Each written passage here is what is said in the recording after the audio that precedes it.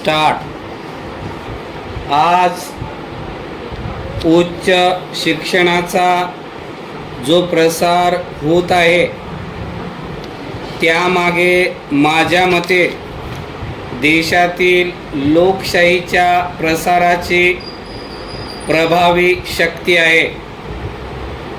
उच्च शिक्षणाचा लाभ जोपर्यंत फक्त मूठभर लोकांनाच मिळत होता तोपर्यंत समाज जीवनाच्या निरनिराळ्या क्षेत्रात पुढे येणाऱ्यांची संख्या अगदी अल्प असे।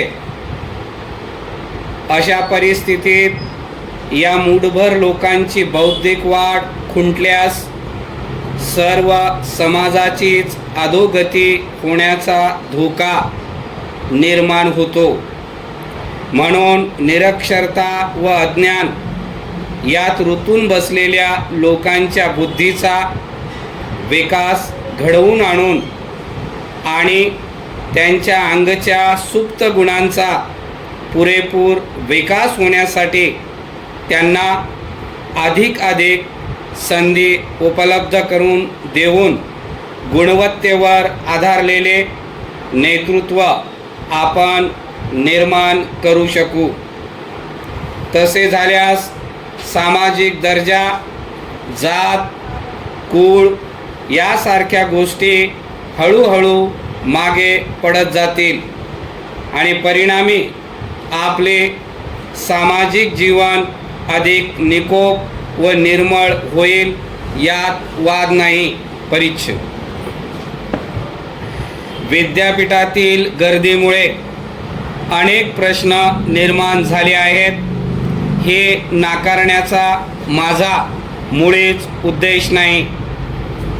आपल्या शिक्षणाचा दर्जा जो खालावलेला आहे त्याला सुद्धा काही अंशी तरी ही गर्दीच कारणीभूत असू शकेल, परंतु मी आत्ताच वर्णन केलेल्या पार्श्वभूमीवरून हे प्रश्न नीट लक्षात घेतल्यास त्यांचे स्वरूप तुम्हाला अगदी वेगळे दिसेल व हे तात्पुरत्या स्वरूपाचे प्रश्न आहेत ही गोष्ट समजावून येईल।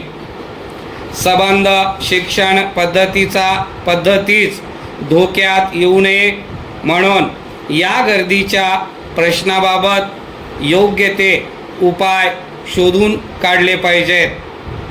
हे जरी मान्य केले तरी खुद्द विद्यापीठांनी किंवा अन्य प्रकारे विद्यार्थ्यांच्या प्रवेशावर बंधन घालणे हा त्यावरील उपाय नाही।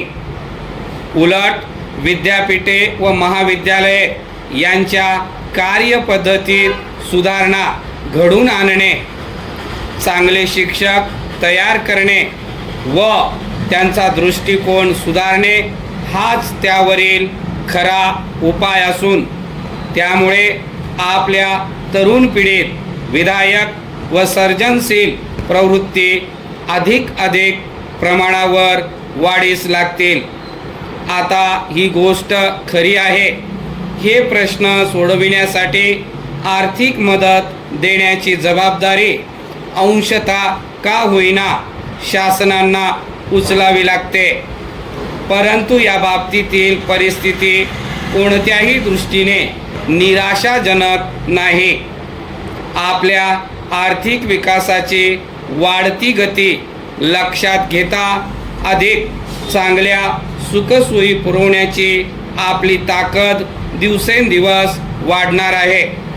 आज विद्यापीठातील गर्दीवर होणारी टीका ही बऱ्याच अंशी उपलब्ध साधन सामग्री आणि शिक्षणाच्या वरच्या पातळीवरील त्या संबंधीची गरज यांचा बरोबर मेळ घातला न गेल्यामुळेच होत आहे। म्हणून केवळ तात्पुरत्या स्वरूपाचे हे दोष नाहीसे करण्यासाठी विद्यापीठातील प्रवेशावर निर्बंध लादण्याचे दीर्घकालीन धोरण अवलंबविणे योग्य होईल असे मला वाटत नाही।